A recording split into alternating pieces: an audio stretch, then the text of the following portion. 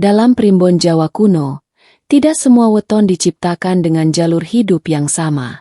Ada weton yang berjalan pelan, ada yang penuh ujian, dan ada pula weton yang sejak lahir sudah membawa getaran besar kekayaan dan kekuasaan batin. Salah satunya adalah weton Pahing. Weton Pahing dipercaya lahir di bawah tekanan energi alam yang kuat. Hari dan pasarannya saling bertabrakan, menciptakan getaran panas, keras, dan tidak mau tunduk. Inilah sebabnya, banyak orang Pahing sejak kecil sudah merasakan hidup yang tidak ringan. Mereka sering diuji lebih awal, baik dalam keluarga, ekonomi, maupun batin. Namun primbon menegaskan satu hal penting. Orang Pahing tidak diuji untuk dihancurkan, tetapi untuk ditempa.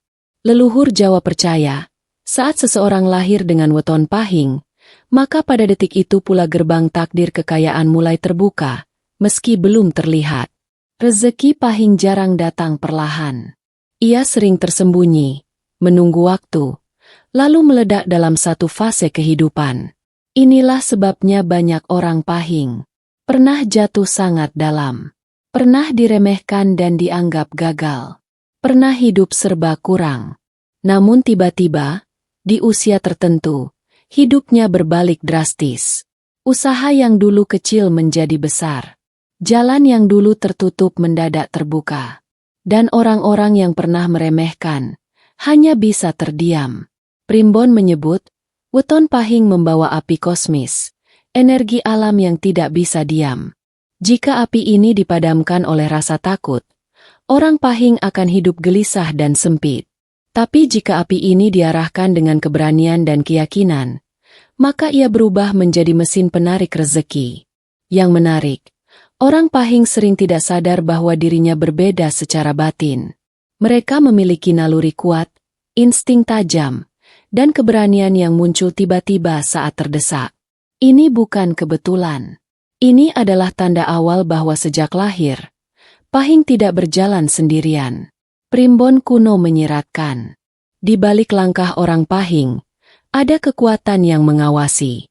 Bukan untuk menakut-nakuti, melainkan untuk memastikan takdir besarnya tidak melenceng dari jalur. Dan dari sinilah, kisah besar weton Pahing dimulai. Dalam primbon Jawa, tidak semua manusia ditakdirkan menerima rezeki dengan cara yang sama. Ada yang rezekinya menetes pelan, ada yang harus menunggu tua, dan ada pula yang rezekinya datang menghantam seperti ombak besar. Weton Pahing termasuk golongan terakhir. Orang Pahing dipercaya membawa garis rezeki raja, bukan karena ia selalu hidup mewah sejak kecil, tetapi karena ia tidak diciptakan untuk selamanya berada di bawah. Justru anehnya, banyak orang Pahing memulai hidup dari titik rendah. Mereka sering lahir dalam keterbatasan, tumbuh dalam tekanan, bahkan berkali-kali merasakan kegagalan. Primbon menegaskan, ini bukan kesalahan jalan hidup. Ini adalah pola pembentukan mental penguasa rezeki. Rezeki Pahing tidak suka orang yang manja. Karena itu, semesta sering menahan kelimpahan di awal hidupnya. Namun sebagai gantinya, orang Pahing diberi naluri bertahan, keberanian ekstrim, dan daya bangkit yang tidak biasa. Saat orang lain menyerah, Pahing justru terjaga. Saat orang lain takut melangkah, Pahing nekat mencoba. Inilah mengapa banyak pengusaha, pemimpin, dan orang besar ternyata memiliki weton Pahing. Mereka pernah jatuh, bahkan jatuh keras. Tapi setiap kali jatuh, jatuhnya tidak pernah sia-sia. Selalu ada pelajaran yang mengantarkan mereka pada pintu rezeki berikutnya. Primbon menyebut, garis rezeki Pahing bersifat hentakan. Artinya, dalam satu fase hidup, bisa saja mereka mendapat peluang besar tiba-tiba, bertemu orang penting tanpa direncanakan, naik status ekonomi dalam waktu singkat. Namun hentakan ini hanya terjadi jika orang Pahing berani mengambil keputusan besar. Jika ia memilih aman, takut rugi, dan menunda langkah, maka garis rezeki raja ini akan tertutup sementara. Yang paling menarik, rezeki Pahing sering datang bersamaan dengan tanggung jawab besar. Saat uang datang, Ujian juga menyertai.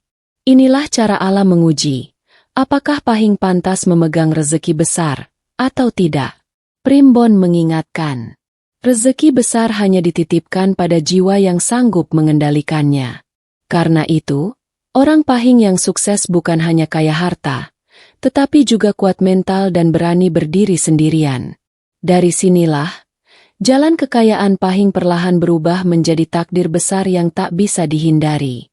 Dalam primbon Jawa tingkat tinggi, tidak semua weton dikawal oleh kekuatan gaib.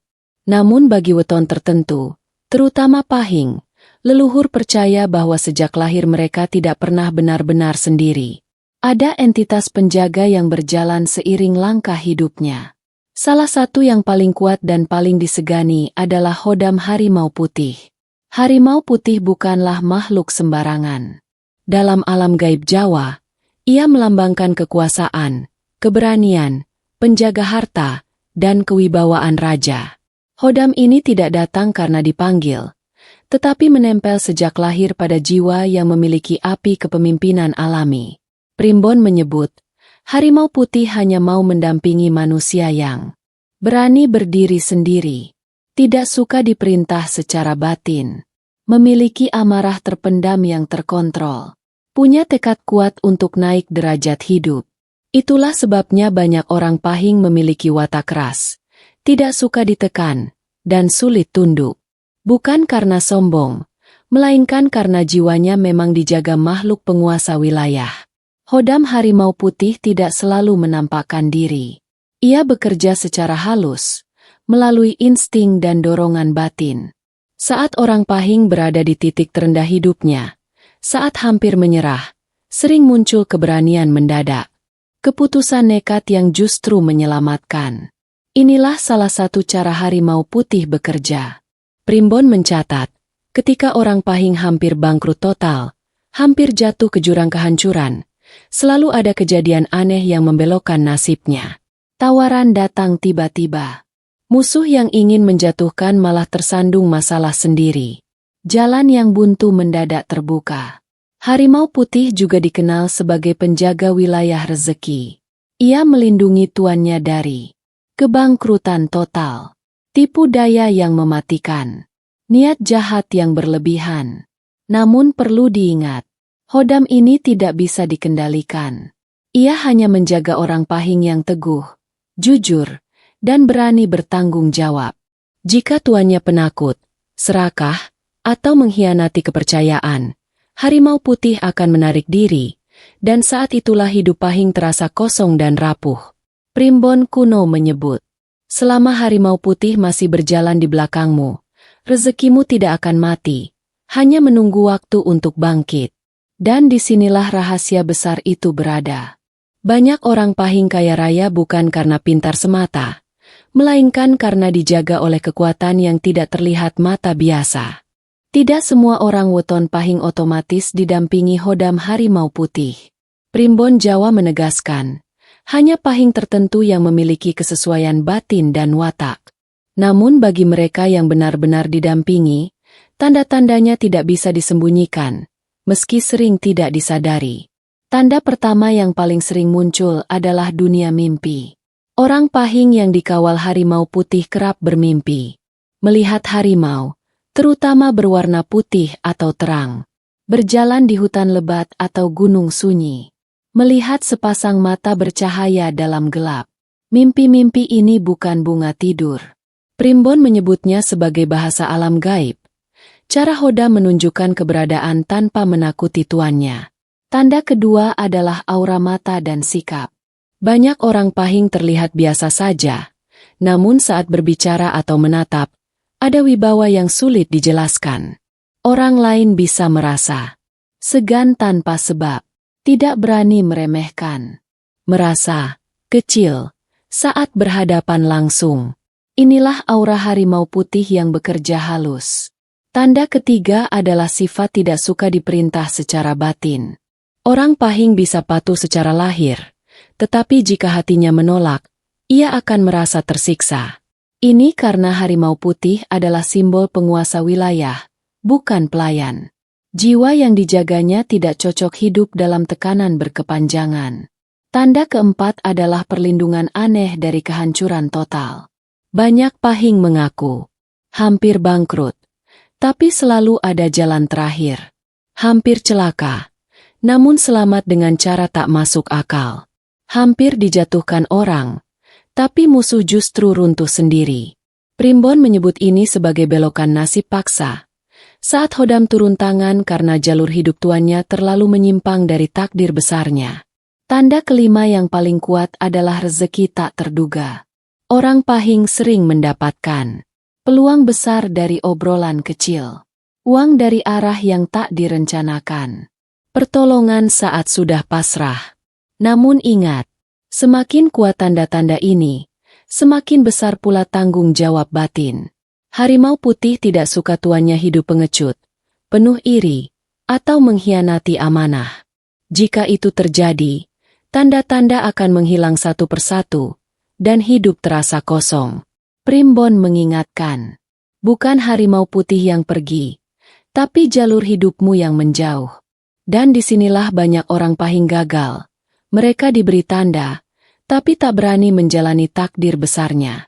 Primbon Jawa selalu menegaskan satu hukum gaib yang tidak bisa ditawar. Semakin besar potensi rezeki seseorang, semakin berat pula pantangannya.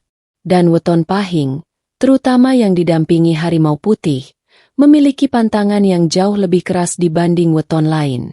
Banyak orang Pahing gagal bukan karena kurang pintar atau kurang kerja keras, melainkan karena melanggar larangan yang dianggap sepele. Padahal, bagi alam gaib, pelanggaran kecil bisa berdampak besar. Pantangan pertama adalah merendahkan orang lain, terutama mereka yang berada di bawah. Orang Pahing sering diuji dengan kekuasaan dan posisi. Saat ia mulai merasa lebih tinggi, meremehkan, atau menghina, saat itu pula energi rezekinya mulai bocor. Harimau putih adalah penjaga kewibawaan, bukan kesombongan. Pantangan kedua adalah mengkhianati kepercayaan. Banyak orang Pahing diberi peluang besar karena dipercaya. Namun saat kepercayaan itu disalahgunakan, menipu, berkhianat, atau bermain belakang, Primbon menyebut, perlindungan gaib akan ditarik perlahan. Bukan langsung hancur, tapi dibuat rapuh. Pantangan ketiga adalah hidup dalam ketakutan berkepanjangan. Harimau putih tidak mau mendampingi jiwa yang pengecut. Orang Pahing boleh ragu sesaat, boleh jatuh, tapi tidak boleh berlama-lama takut. Jika terlalu sering menunda keputusan penting karena takut rugi, jalur rezeki akan tertutup sendiri. Pantangan keempat adalah menjual harga diri demi kenyamanan.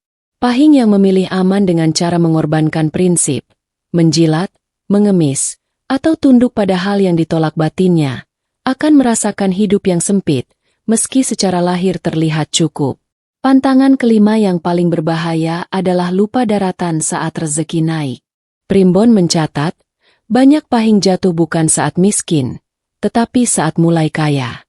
Saat ia lupa bersyukur, lupa asal-usul, dan lupa batas, harimau putih akan berbalik menjadi pengingat yang keras. Tanda pelanggaran pantangan biasanya muncul perlahan. Rezeki seret tanpa sebab jelas. Hubungan rusak mendadak. Keputusan selalu salah arah. Hati gelisah meski uang ada. Primbon mengingatkan. Bukan harimau putih yang menghukum, tapi sifat tuannya sendiri yang menutup pintu rezeki. Karena itu, bagi orang weton Pahing, menjaga sikap sama pentingnya dengan kerja keras. Takdir besar tidak pernah salah alamat, tapi bisa ditunda atau dipersulit jika pantangan terus dilanggar. Setelah mengetahui potensi besar, penjaga gaib, tanda-tanda, dan pantangan weton Pahing, maka tibalah pada rahasia terakhir yang paling menentukan, bagaimana mengaktifkan dan mengunci rezeki besar itu agar benar-benar menetap. Primbon Jawa mengajarkan bahwa rezeki bukan hanya soal usaha lahir, tetapi juga keselarasan batin dengan takdir. Banyak orang Pahing sebenarnya sudah berada sangat dekat dengan gerbang kekayaan, namun gagal masuk karena jiwanya belum selaras. Kunci pertama aktivasi rezeki Pahing adalah kejujuran total dalam niat dan tindakan. Harimau putih hanya menjaga harta yang bersih jalurnya. Bukan berarti orang Pahing harus suci, tetapi ia tidak boleh hidup dalam tipu daya yang disengaja. Sekali niat kotor menjadi kebiasaan, energi penjaga akan melemah. Kunci kedua adalah keberanian mengambil peran besar. Orang Pahing tidak boleh terus bersembunyi di balik keraguan. Saat peluang datang, meski terasa berat, ia harus berani melangkah.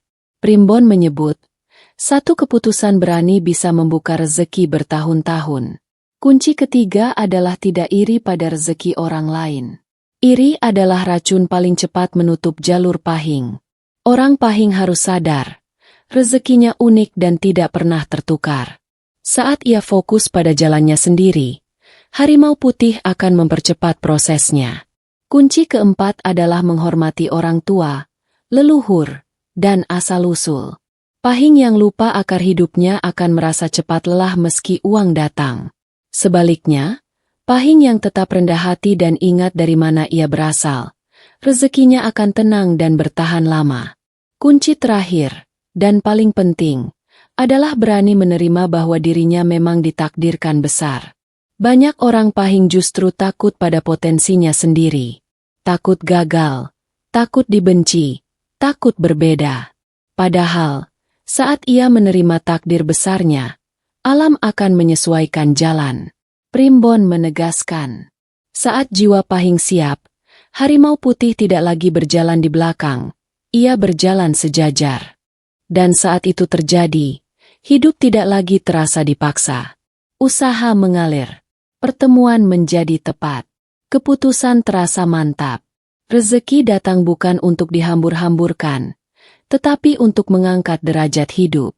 Ingatlah, orang weton Pahing tidak diciptakan untuk hidup kecil. Jika hidup Anda belum besar, bisa jadi Anda sedang dipersiapkan. Jika Anda weton Pahing, jangan remehkan diri sendiri. Bisa jadi, sejak lahir, Anda sudah dijaga kekuatan besar yang menunggu Anda berani melangkah. Like jika Anda Pahing. Share jika Anda kenal orang Pahing. Subscribe agar tidak melewatkan rahasia primbon lainnya. Karena tidak semua takdir ditulis di dunia nyata. Sebagian dijaga alam gaib.